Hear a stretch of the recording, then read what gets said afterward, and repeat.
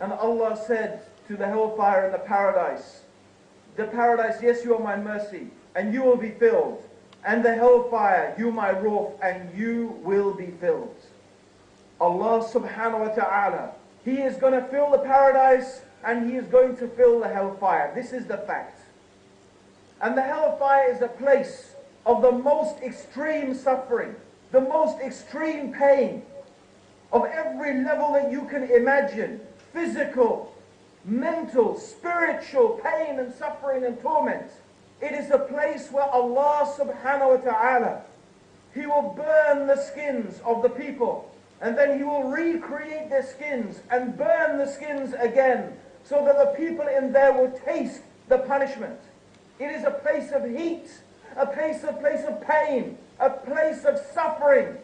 The people will cry in agony for water. They will cry for a drink, something to cool them, and they will be given a water. They will be given a drink, but it is a boiling water that will scald their faces and burn their insides. And they will drink from a river that is made from the pus that flows out of the wounds of the people of the hellfire. The wounds of the people of the hellfire will ooze pus, and this pus will gather together to form a river, and this is all they will have to drink. And their food will be the tree of Zakum, a tree the fruits of which are like the heads of devils. And this tree is so bitter that if the people, when they try to eat it, they can't eat it, but they will force themselves, because there is nothing else to eat in the hellfire. A place where the people will neither live nor will they die. A place where the people will fall into despair, arguing with each other, admonishing each other, criticizing each other. The fire will surround them on every place. The smallest punishment of the hellfire, the smallest punishment of the hellfire is that a person will wear a pair of sandals of fire and their brain will boil. That's the smallest punishment. And they will think that they have the worst punishment, but it is the least punishment. This is the hellfire. This is the hellfire. The fire that has been created, the fire in which Allah subhanahu wa ta'ala will punish those people who have disobeyed Him. And a person may say, what could a person ever do to deserve such a punishment? What could a person do to deserve such wrath, such destruction, such anger, such humiliation? Well, I am going to try to answer this question. I am going to try and answer this question. Why do people go to hell? What causes the people to be punished in the fire? First of all, I would like to examine an important issue. And this important issue is a question. When someone asks this question, how can good people go to hell? The first thing I like to ask them is, okay, give me a definition of good. What is good? You say that this is a good person. I am a good person. She is a good person. But what is good? What makes something good and what makes something evil? You see, the problem is this. The definition of good and evil very often changes from people to people and place to place. What may be good for me may not be good for you. What I consider to be good, you may consider to be evil. Let me give you some examples of this. Maybe there is a country in the world that is running out of oil. And it is good for them to invade another country in order to have access to their oil supplies.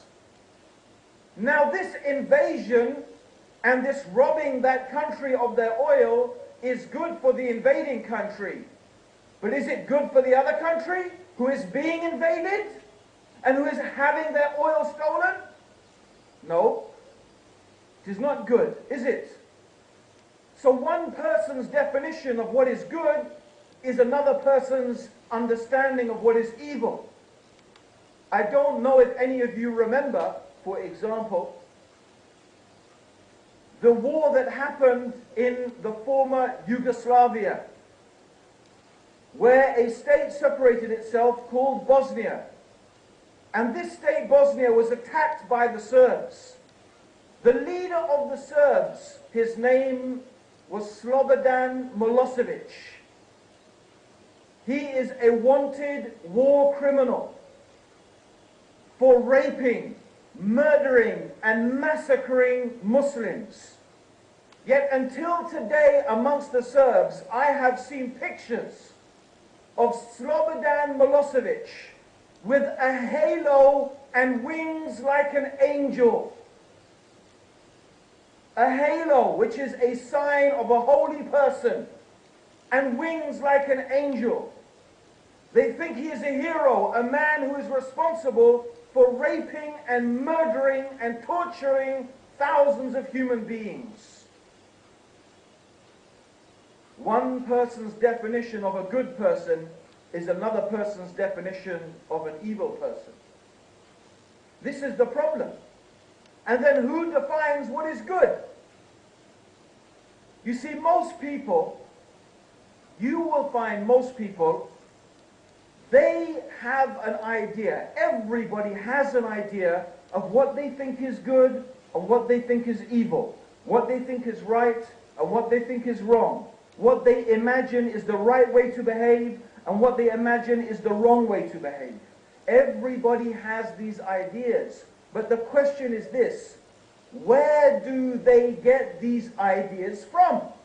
Who told them this is good and this is evil, this is right and this is wrong, this is the right way to behave and this is the wrong way to behave? Most people, they just follow the pattern of their society.